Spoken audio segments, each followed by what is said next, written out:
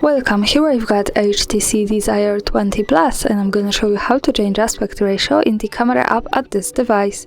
So at first we have to tap on the camera button to open it, and for now we are in the standard photo mode. Now let's move to this settings bar and tap to the second from the left button to get access to more options about the camera we can manage. Here let's focus on this button in orange color with 4 and 3.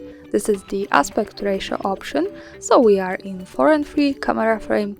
One tap and we can change this to 16 and 9. As you can see, the background has changed to the longer one, so this is the difference.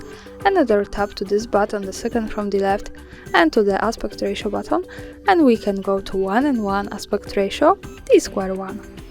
And when we pick this button once again, we go back to 4 and 3, the original one. And that's all, thanks for watching, subscribe our channel and leave the thumbs up.